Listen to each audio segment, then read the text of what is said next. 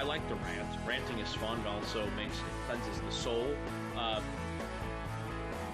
Detroit is to be one of the best sports cities in the country, if not the best. Surely Javi can't be as bad this year as he was last year. Surely that can't be the case. One of the worst offenses, if not the worst offense, like in the modern era of baseball. Just absolutely atrocious. He is a piece to the puzzle. He is not the entire puzzle. Right. He's a puzzle piece, but he is not the entire puzzle. This is the Michigan in Trumbull podcast with your hosts, Alex S. Freeman and Luke Giaconis. Hello and welcome to the Michigan and Trumbull podcast. I'm Alex Freeman, joined as always by Luke Giaconis. Luke, it's been a minute. How are you?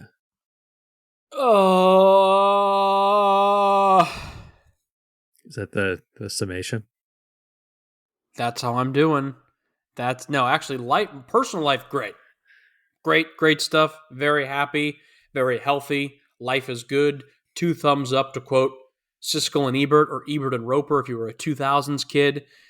But when it comes to the Detroit Tigers, my initial response is how I am doing. It's just a big fat plate of Yeah, I'm excited to get into that because since I attended the Saturday game of the Yankees series, I have watched one baseball game. Not even in its entirety. Lucky you. So a lot of this episode will be you filling me in on what's going on. I've looked at box scores. I've looked at stats. I've looked at transactions. Obviously, kind of a very active transaction move week last week for the Tigers. But yeah, I was in Paris. Yeah, don't bury the lead. The reason also why you weren't watching is not because this team is trash, but also because you were on a different continent. So yeah, the listeners better not be coming after you like, this guy's not a fan. He's a fan. He was just in Paris, folks. Give the guy a break. Blissfully sleeping while most of this was going on. And if I wasn't hear asleep, me screaming all the way from Europe? I was pretty sure that was you. I wasn't sure fully, but I had a hint. It did wake me up one night, but that's okay. I just rolled over and went back to bed. Oh, good for you.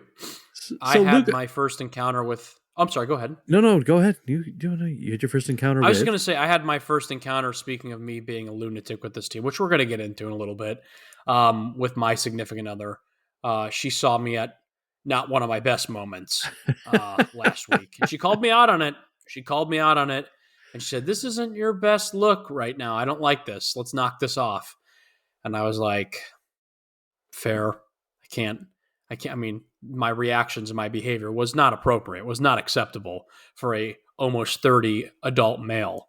And yeah, it's because I care too much about things that just don't care about me. But we're not going to make this a sob story. We're not going to turn this into a David Fincher-esque noir of what's wrong with the Tigers. There's a lot of issues with the Tigers, but I got my first in with this lovely relationship that I've been lucky to have been in over a year at this point. My first time where my significant other looked at me and said, "This isn't good. I don't like this. You need to knock this shit off." And I was like, all right, I'll do my best. So that's where I'm at. Which is good. You were in Paris. I was in the doghouse. It's healthy to have a partner who calls you out on those things, those less than ideal traits that exist, especially when you're a passionate sports fan. And you sometimes forget that you don't make hundreds of thousands or millions of dollars to be performing in this game. In fact, in many instances, we pay hundreds of dollars to enjoy the game in various forms. And we should remember that it's for our entertainment and not for ruining our days or the days of those around us. Yeah, I've been guilty of that a few times. It is funny, real quick. We're going to get into my rant here momentarily, but I was talking to my father yesterday, who I think a lot of my baseball fandomness, for better or for worse, stems from. Because what I love about my father, among many things, is he's a passionate fan. I love passionate fans. I love people who live and die by their team. I think it's awesome. I just no other way to put it. I think it's awesome. I love people who get so invested in this thing that they have literally no control over, but it still controls them on a day-to-day basis. But I was talking to my dad, who's a Cardinal fan, and their season has been pretty brutal, much, much worse than the Tigers. And I was just like, it's funny. Like, as I was blowing a gasket yesterday over them losing 2 out of 3 to the Miami Marlins, I was driving home from work, ranting, listening to the game on the radio, screaming like a lunatic in my car. And I kind of caught myself, and maybe this will be a bit of a therapeutic episode more than anything, where I was kind of like, wow, like this shit's supposed to be fun. This is supposed to be like what you're supposed to use as your escape after your long day at work. And right now, this is not fun. And it's not because they're not winning. It's not because they're losing and losing very badly and in a very ugly fashion, especially on the offense, which is all it comes down to. It's just like, this isn't fun. This isn't healthy. This isn't good. So with that, Alex, I would like you to cue the music, because I think this might be a rant, but also more of like a check-in of life in baseball, but also getting down to the nitty-gritty about where this team currently stands. So please, DJ, hit that music.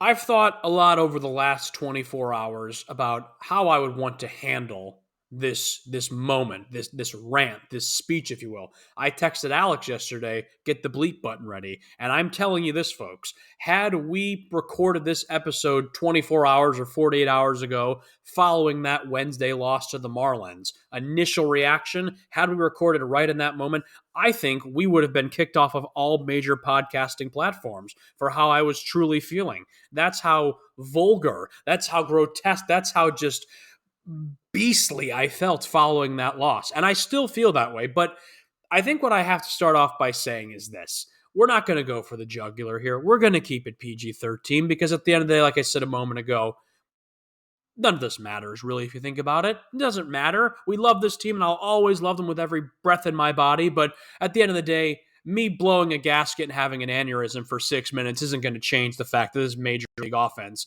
is just absolutely putrid. But what I will say about this, and I think it's very important that we're all saying in a moment in time like this, we can't say with this Tigers team, this team is terrible. This team sucks. This is the worst team I've ever seen in all my years of being a fan. Because here's the fact of the matter. Half of this team is really good. Half of this team is damn near phenomenal. This is the best pitching rotation that I have seen in my years as a Tigers fan since Verlander, Scherzer, Porcello, Pfister, that era of guys about 10 years ago. This bullpen is the best bullpen I've ever seen in all the years I've been a Tigers fan. That's including the 06 World Series run, the 2012 World Series run, all those 4 years back to back when they won the American League Central. This bullpen trumps those bullpens and then some. Had the Tigers had this bullpen back then, they'd have at least, I'm convinced, 1 if not 2 World Series under their belt. What Chris Fetter, Juan Nieves, Robin Lund have done with this pitching staff is just otherworldly phenomenal. I can't even put it into words how good it is. It is truly such a delightful breath of fresh air. There's a realistic world where I think if wins and losses weren't being taken into account, you could make an argument that Tarek Skubal, who probably will go to the All-Star game as the Tigers nominee, if not more than him, Reese Olson, Casey Mize, and Jack Flaherty all deserve at least some love in terms of All-Star game nominations, because those guys have been so good. Minus Kenta Maeda, rotation has been great. But this offense is just terrible. It's so bad. It is a inconsistent, indecisive, uneventful, boring, bland mugh of an offense. And I know in years past we have seen the offense perform just like they have this year, but I think what is rubbing salt in the wound even more is that for the first time in what feels like a long time, this pitching is good. This is good pitching. You are seeing guys who are going out there Frickin' Reese Olson's throwing, he's going 8 innings, not giving up a run. Casey Mize is giving up 2 runs in the first inning, and this team is doing shit on offense to back up their pitchers. Shit! And it hasn't just been a couple games against the Marlins. This has been an ongoing problem now since the middle of April. It's just been capitalized because Reese Olson is now, I think he's 0-4, 0-5 with like a 2.5 ERA. Reese Olson legitimately has a chance right now, just as much as Tarek Skubal, in my opinion, to win a Cy Young this year. The only difference being their records are legitimately opposite. Reese Olson has nothing to show for it, but it's nothing but of his own doing. It's strictly because of his offense. So I just don't know what the solution is with this offense at this point. The fact of the matter is this. If it was 2 or 3 guys that you could say, all right, it's not working out with Jake Rogers behind the plate, it's not working out with Javi Baez as shortstop, you could make those corrections, whether it's bringing up guys from AAA, making some trades, going out next offseason and bringing in some big names. The fact of the matter is this, though. This offense as a whole, minus Riley Green, is, I think, in my opinion, this is not the core to take you to the promised land. It is not. Javi Baez needs to go. Jake Rogers, who I've loved and been an advocate for many years, probably needs to go. He's maybe a backup. He's not the starter of the future. Spencer Torkelson, I get it. It's year 3, had a big home run Monday night. He needs to go. And then it leads you with a bunch of other fringe guys. Matt Vierling, Andy Ibanez, Mark Canha, Kerry Carpenter, all solid to decent guys. Wensiel Perez, another decent guy. But are those guys who are going to lead you into the promised land for the next 2 to 6 years? I don't think so. I truly don't think so. Kerry Carpenter, maybe I'll give him a pass. A guy like Colt Keith, who's had a brutal year at second base, it's year 1 for him, so I'll give him a pass. But then you have those fringe guys, the Vierlings, the Ibanezes, the Wensiel Perezes, the Zach McKinstries. Like, these guys are not mainstays to bring this team a championship. It's just the fact of the matter. It just isn't. So the Tigers are now in even a bigger conundrum, in my opinion, than they were a year ago, because these guys who they thought might be the guys are clearly showing they're not the guys. And really, realistically, that comes down to the shoulders of Spencer Torkelson. I think Spencer Torkelson is the guy who really, the clock is pretty much at midnight for him.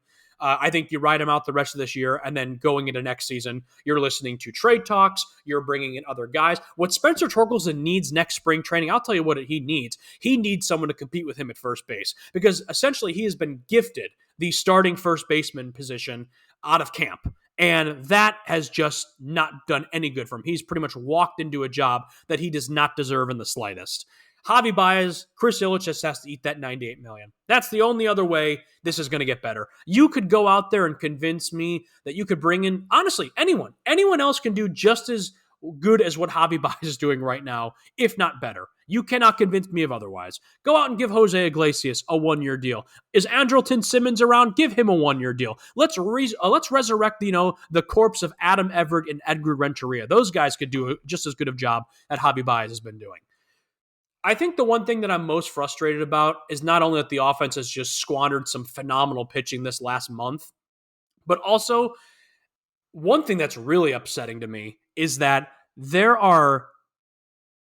seems to be no urgency right now. And I think that is a problem with AJ Hinch. I think that's a Scott Harris problem. It's sure as shit a Chris Ilitch problem, but he's never showed any urgency at all throughout his years of being an owner of this team. I am perplexed in particular, and I'm going to call it an odd group of people, but I'm going to call them out. Where are the beat writers right now?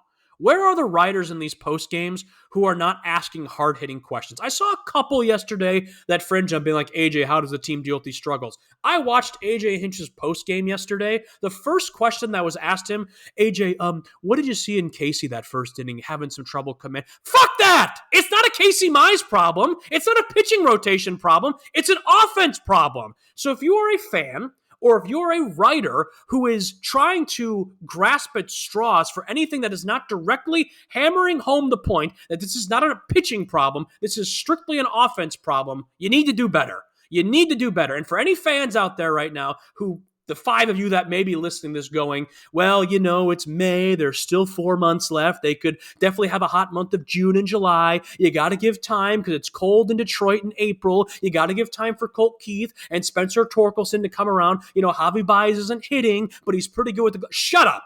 In my opinion, you are the worst of the worst when it comes to fans. You shouldn't be a fan. Go find another team to root for. There's 29 other teams that you can root for on a daily basis. Don't root for the Tigers. I don't want you. You suck. You're a loser. I don't want you. I want fans who give a shit. I want people who are tired of this crap, because I am. I know you are. The bulk of the people I see on Twitter and that I talk to from time, they're all tired of it. Those outliers who are like, well, it's just a game, blah, blah, blah, blah, blah. I don't want to hear it. It's time that we all start demanding better. That's what it comes down to. And I hope things change. It's a conundrum to be in right now. I think this offense is back to where they were in 2022. I get it. Winning cures everything. But right now this team's not winning. And worst of all, they are squandering not only... You could say like, oh, these guys are pitching some of the best. These guys are pitching the best of their career. Tarek Skubal has never looked better. Reese Olson, although he's got a small sample size, has never looked better. Casey Mize, coming off Tommy John surgery, never looked better. Jack Flaherty, who looked like he was dead and done in the water, never looked better. Kenta Maeda is still around, but whatever. But regardless of him, those four guys, what this bullpen has done outside of a couple late inning blown games from Foley, Chafin, and Shelby Miller, the pitching staff is spectacular.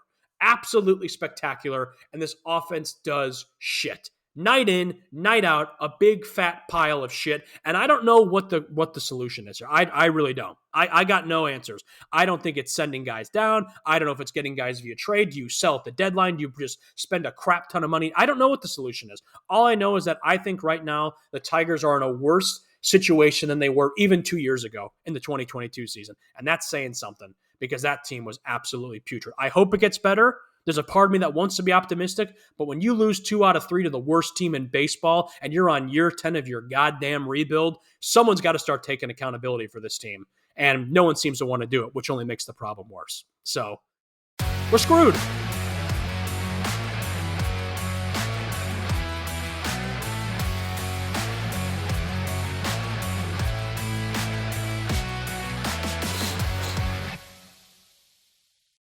Oh, I can breathe again.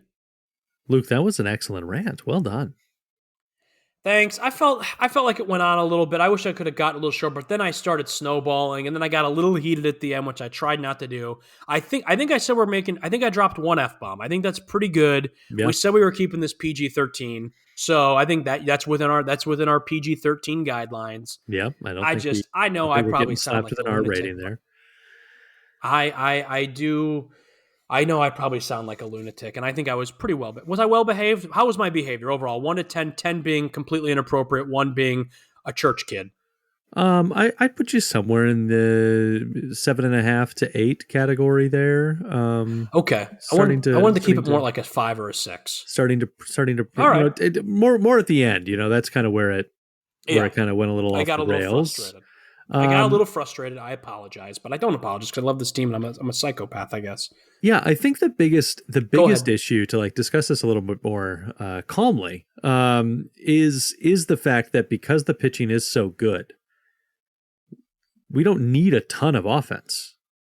But they completely fail to manufacture runs in situations where they need to manufacture runs. I didn't pull it up, but I have to imagine the runners in scoring position stat is just atrocious.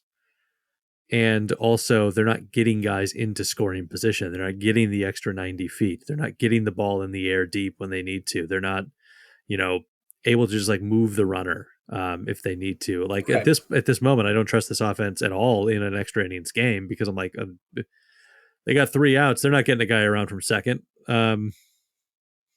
It's just the contact doesn't exist in the way that they're. And the only guy that I would come to a little bit of the defense of that I think you were a little dismissive of is Mark Canha, because I think Mark Canha is exactly the correct role player that you want on a championship roster. But the issue is, and we talked about this with Miguel Cabrera a lot, actually, where in the last few years of his contract, Miguel Cabrera was one of the most productive hitters on the roster, but that's not the guy you want to be the most productive hitter on your roster. And that's Mark Canha, is that Mark Canha is doing exactly what you want Mark Canha to be doing. You just need 2 or 3 other guys doing much better than that.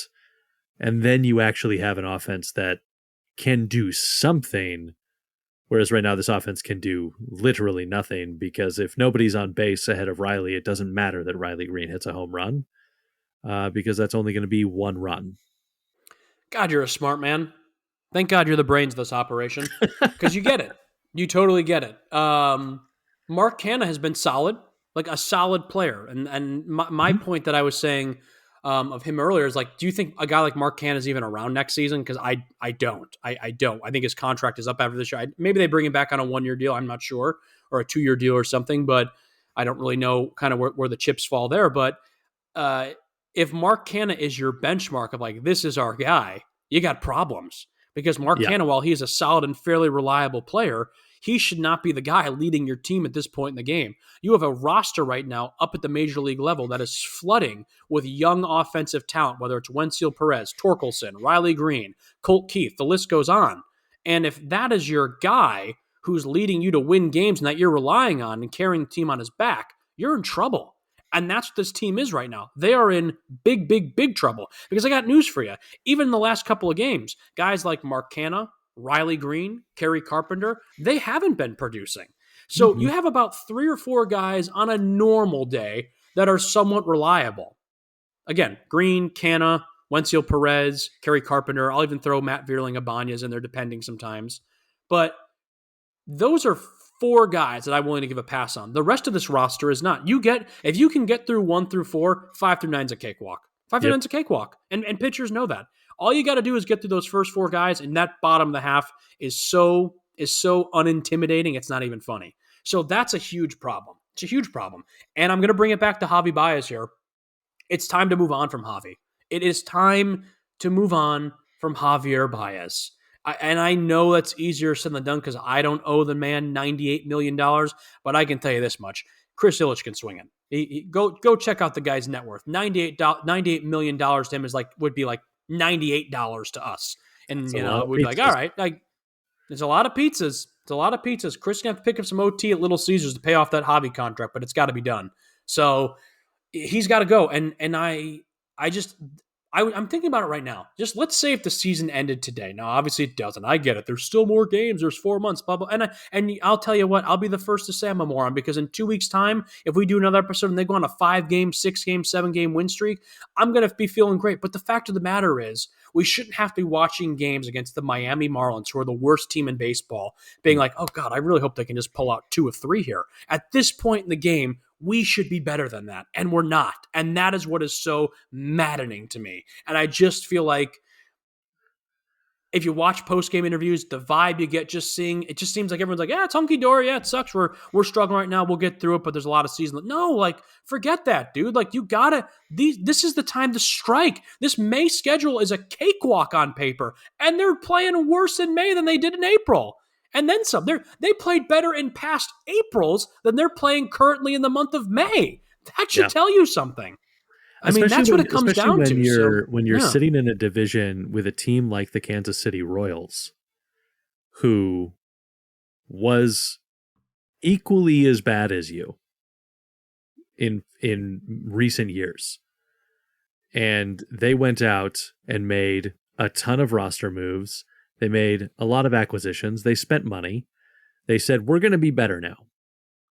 And it's panning out. And I do understand that to a certain extent, what my understanding of what Scott Harris is trying to do is to set up the organization to be that perennial contender that is going to kind of it's not like we're trying to open up a window. And then within this window, it's going to happen, and then we're going to be terrible for another 10 years. We're trying to avoid that theoretically, but boy, is it not working right now, because it does not feel like – it feels like this is a team that should be sellers at the deadline right now. Because if you can't produce runs, go get some value for this incredible pitching staff that we have, that these guys – would be very, very, very valuable to many teams that are sitting at the top of their division right now. I imagine we would see 1, if not 2 of them in pinstripes if the Tigers were willing to part, because that is going to be the Yankees' weakness as they try and actually make a run. But That's not what they're supposed to be doing right now. They're supposed to be competing this year. The surprise of the year, the Central is not a finish 500 and you win the Central kind of division this year. But they should be competing for the Central this year, and then it should be competing for the World Series in the next 2-3 years. And we're not there. The other frustrating thing as a Detroit fan is that you have a franchise in town that is championship or bust mode right now.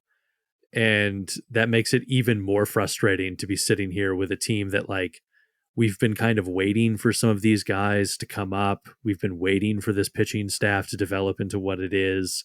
And then, like, see nothing from the front office that indicates, okay, we're really trying to fix this, make this run, take advantage of this young talent that we have, and go in and bring in, like, big acquisitions. So right now, I know I was a big feels strong, a defender of Scott Harris on this show in recent times and in the past. But right now, I'm like, I mean, if you can't get Chris to open the wallet, Scott, like, what are we doing?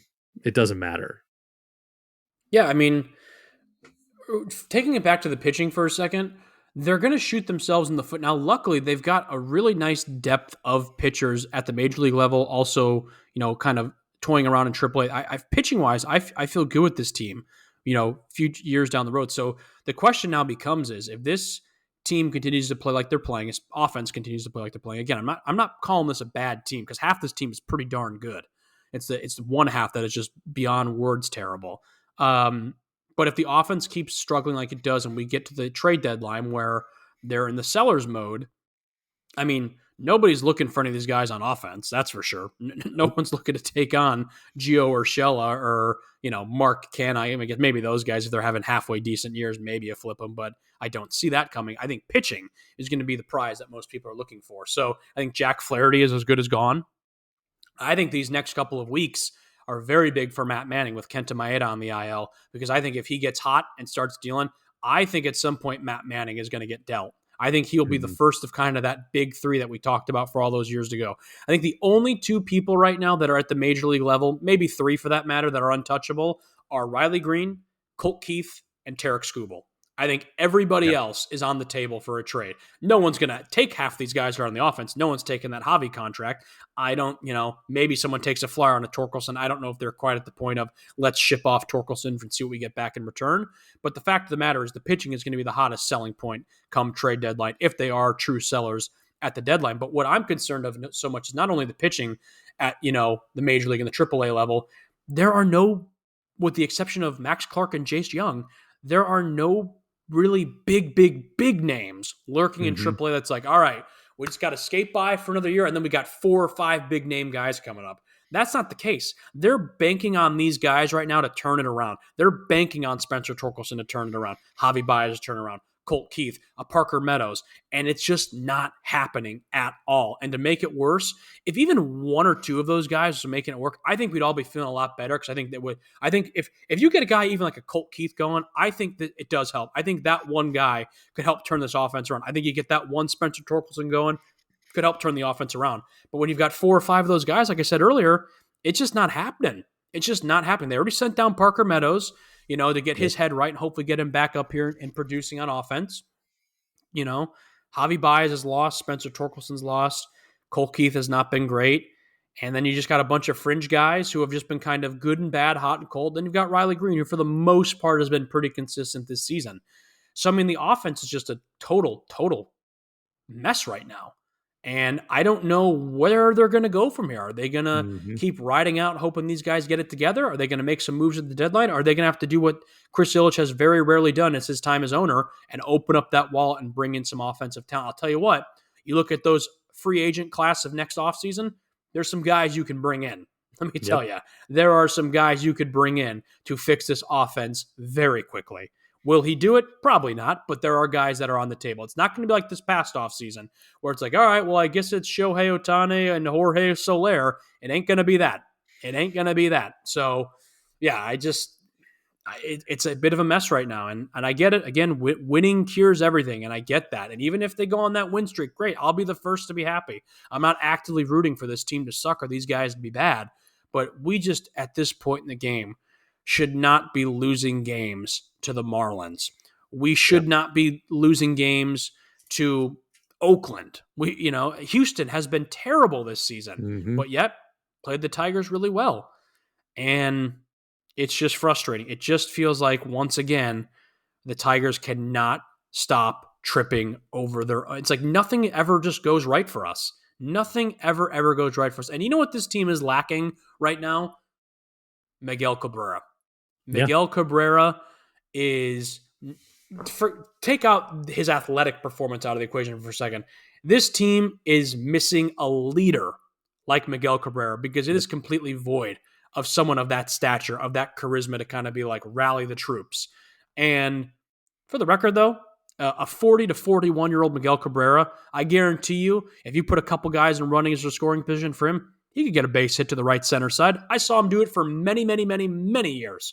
So for all those people who are like, Miggy's the problem, Miggy's got to go. Yeah, it was probably time for Miguel Cabrera to retire. But you're telling me right now, bases loaded, or runners on first and second, you need someone to get a base hit. You're going to take someone like Spencer Torkelson or Javi or a Kerry Carpenter or whoever it may be over a 41-year-old Miguel Cabrera who can do a little jam shot into right center? I don't think so. Miggy could still get the job done at his age. Yep. I guarantee you it. Guarantee it. Bring him in. Use the team option. So looking ahead, we've got the Diamondbacks this weekend, then Kansas City, then Toronto. Not an easy stretch. Shouldn't be an overly difficult stretch, but not an easy stretch for the Detroit Tigers.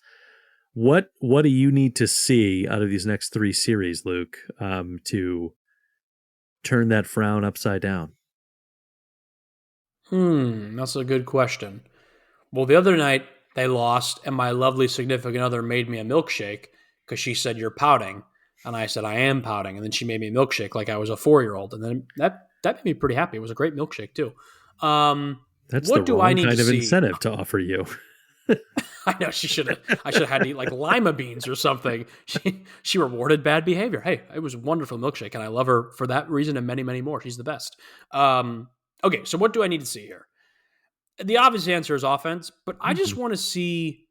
I want to see them make pitchers work again. Yeah, I want to see them string to even if I'll even give them this. If you can take an at bat 7, 8, 9 pitches deep against a starting pitcher, and even if it ends with you striking out or popping up or grounding out or whatever, I'll take that because you're at least making that pitcher earn it. I feel like so much in this Miami series, we saw them just getting mowed down by guys I had never heard of in my life and that had high 6-7 ERAs, and they were going down 1-2-3 in order without a fight. Get back to the basics. Get some of those at-bats where you're making that pitcher earn it. Even if you get on base or don't, at least you're making him earn it. And that's what I'm really looking for there, just starting back at ground zero. And if it means getting a runner on base and dropping down a bunt and or have them steal a base and just doing some small ball just to get a freaking run on the board, it has been 19 innings since the Detroit Tigers have scored a run. By the time the game is played, whenever this episode drops, Friday night against the Diamondbacks, it will have been almost 4 full days since the Tigers have scored a run. That is inexcusable. I don't care if you are the Colorado Rockies or if you're the LA Dodgers. No team should be going 4 days, almost over a week, what it feels like at times, to score that run. I mean, yeah, they were, and let's call it what it was too at that Miami game. They won that game by the skin of their teeth. Luckily, Torkelson had that.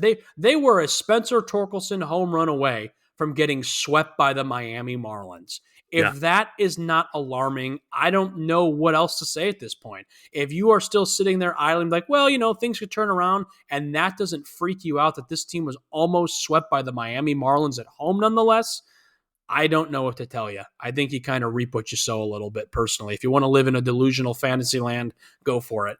But this team is not a bad team because half the team is good. but half this team is trouble. Trouble, trouble, trouble. That's right. And we'll keep talking about that trouble here on the Michigan and Trumbull podcast. That's going to do it for us this week. We'll be back soon to talk more Tigers baseball, hopefully with some offense next time. Luke, have a good week.